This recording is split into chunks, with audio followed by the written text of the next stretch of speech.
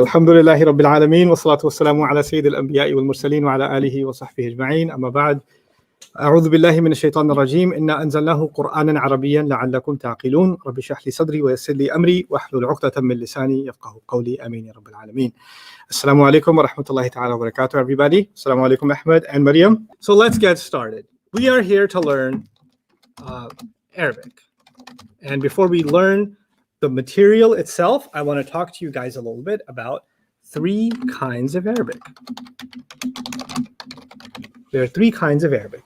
Okay, you're not writing this down, just listen, okay? There's three kinds of Arabic. And the way to make that simple for you guys is there is street Arabic. Street slang. Yes. There's Fusha. You go Fusha. We're not going to write it in Arabic yet, even though I can write it in Arabic. I'm really good at writing in Arabic. Fusha, like that. Okay. And then there is ancient. No, language of the ancient Arabs. And that's called Lisan al-Arab. Lisan al-Arab. Okay, so there's three. There's street Arabic, there's Fusha, and there's Lisan al-Arab. And I want you to know the difference between them. I'll explain it, and I'm going to ask you to explain it to me. Okay, so you guys are both going to try to do that.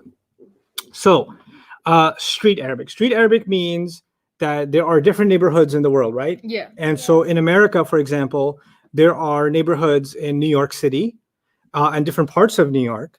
And there are neighborhoods in New Jersey, and there are neighborhoods in, Virginia, and there are neighborhoods in Texas, and neighborhoods in Carolina, North Carolina, South Carolina, etc. And when you go to certain neighborhoods, you hear a different kind of English. Like it sounds a little bit different, right? So if you go to some places in the United States, people say, "Can I get some water?" Water. And other places they'll say, "Can I get water?" Water. And other places in the world, you say water. Okay? So depends on where you are, water and water changes. Yeah. Right? So it's different in different countries. It's different in different cities. It can even be different in different neighborhoods. Yeah. Right? So that's street Arabic. That's not the Arabic I'm going to teach you. Sorry. That's the first kind, right? What's the second kind you see? Fusha. Fusha. Say Fusha with like your throat hurting. Fusha. Fusha. Yeah, good. And the ha is like you ate a mint and you go ha. Oh, like ha. Yeah, Fusha. Fusha. That's not a mint. Fusha. Yes. Fusha. Yes.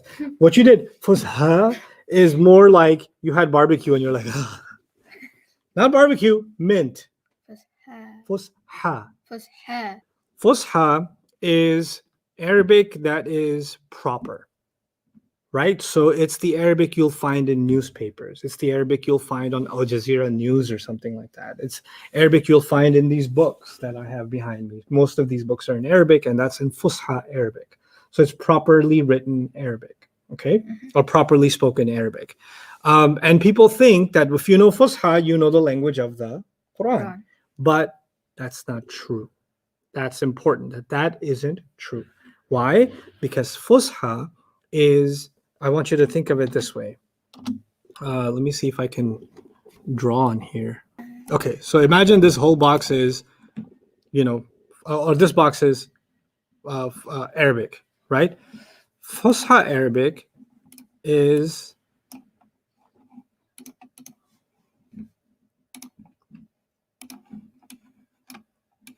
a way smaller part of that.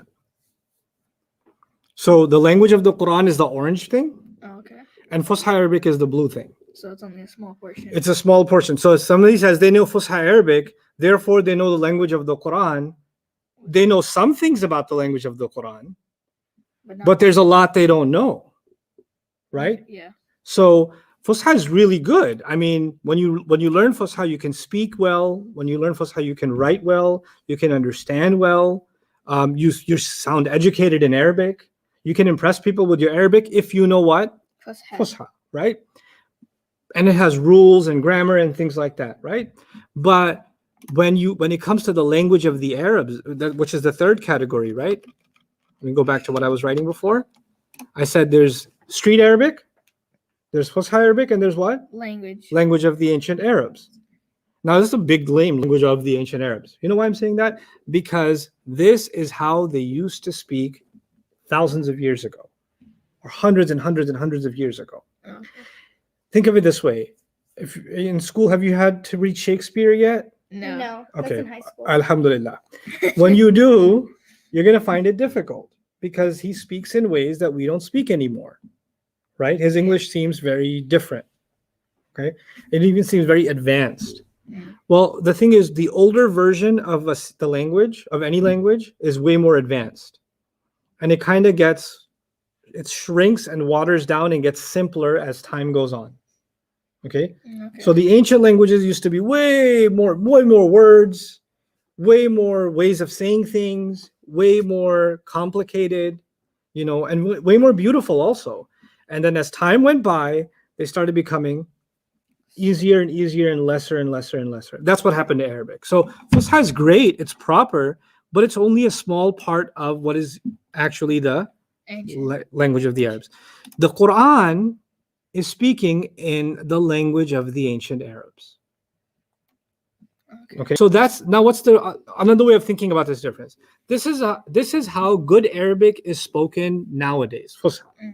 Or this is how good Arabic is written or read nowadays. This is how good Arabic used to be, 2,000 years ago, 1,500 years ago, right? So, and there's been a difference. Because the Quran was revealed to the Prophet ﷺ a millennium and a half ago, like 1,400 plus years ago, right? That's why we have to know this language so we know exactly how they used to talk back then, because the Quran was talking to them at that time, right? So if we only learn this one, then we'd get confused about what the Quran is saying. Let me give you an English example, okay? So let me put an English example on here. So that would be like proper day, or that would be like ancient. Right. So Old Arabic. You Old can think of it as Old Arabic. Yeah. So basically, there's Street Arabic, there's new proper Arabic, and there's old proper Arabic. Now, let's think of the word cool. You guys know what the word cool means? I am cool. Right. But you're wearing a sweater. You're still cool.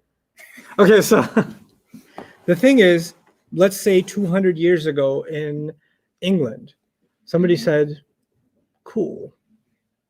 That would make sense. It would make sense. They probably were talking about opening the window and cool. Cool. It is cool here today. Yeah. So cool actually was only talking about temperature. Yeah. Right? And hot was also, back then, if somebody said, that's hot, They would mean temperature. they were mean temperature, right?